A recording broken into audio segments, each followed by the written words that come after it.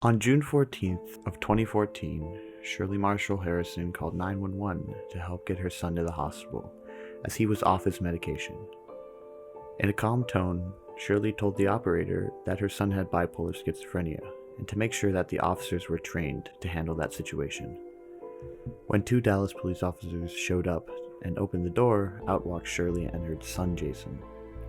However, Jason was holding and twisting a screwdriver. The officers, feeling threatened, repeatedly told Jason to drop it, and then drew their weapons. 8 seconds after arriving at the Harrison store, Jason was shot dead on his mother's driveway. Police.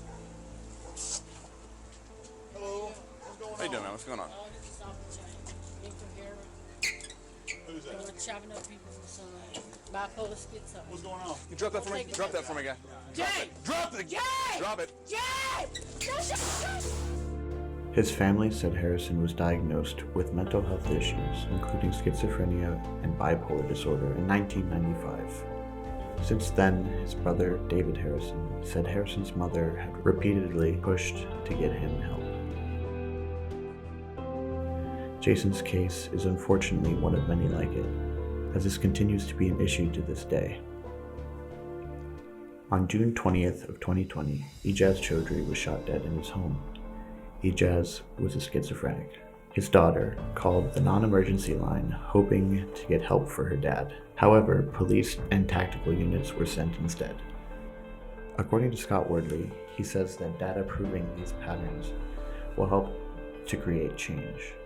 When we get broader statistical information that are documenting these patterns year after year after year, it's much more difficult for police officials and politicians to just turn their back. There is indeed a solution to this problem, one that does not involve use of force. That solution being the use of non-violent de-escalation tactics. De-escalation is a process designed to prevent conflict escalation and ideally resolve conflicts peacefully. Ultimately, de-escalation should reduce a person's agitation and the potential for violence.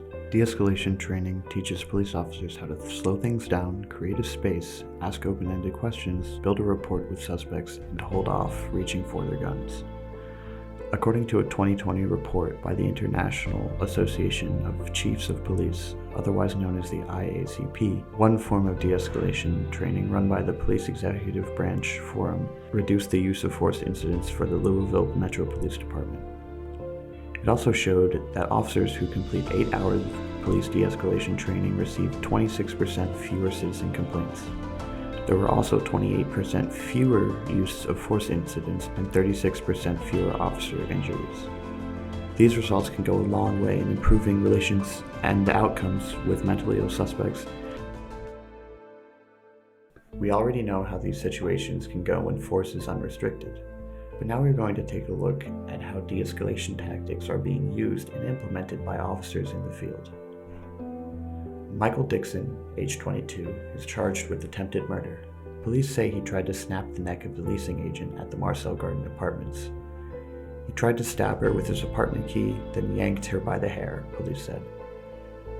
Officer John Belanti arrived on the scene and saw the obviously distressed man. Seeing that, he opted to use his training in de-escalating given by his police agency instead of the use of force. This ended up working, calming Dixon down as they made small talk, eventually leading to Dixon turning around with his hands behind his back so Officer Belanti could place him safely in the handcuffs. All right, well, how about I talk to you? We'll start over with someone new. So what's going on? My name's John. How you doing, John? I'm doing all right. What's your name? Terrence Dixon. Terrence Dixon. Can I call you Terrence? Yeah, you can call me Terrence. So what's going on, man? I just have mental illness, took all my meds the way I'm supposed to. Yeah. I was in the hospital yesterday, just came out. The meds is not working. Yeah. Why isn't it working? What's going on, man? So how old are you, man? 22. 22? You going to school or anything? Yeah, I go to Daytona State, but I probably have to call off the classes because I'm being in the hospital for like months. Okay. I went there. Hey, wait a minute. Let's just wait. Hold on. I just want to keep talking. That's it. Can we just keep talking, man? Let's keep talking to me, dude. that okay, please? Can he go ahead and put those on you? You're not under arrest or anything like that. I'm not going to put them on that tight or anything. Deal? All right, dude. Dude, I take like multivitamins and like whey protein. Whey protein's good. That's not bad. Decent whey protein. Dude, I recommend it. Which one do you usually get? Which one should I use? You ever do Gold Star from like GNC? Oh. As you can see, Officer Belanti was able to control the situation without the use of force by creating a safe space for Michael. Belanti even engaged in a casual conversation with him to make sure he was as comfortable as possible. Unfortunately, not all situations like this can be resolved with these non-violent de-escalation tactics. The decision is ultimately left to the officer on scene.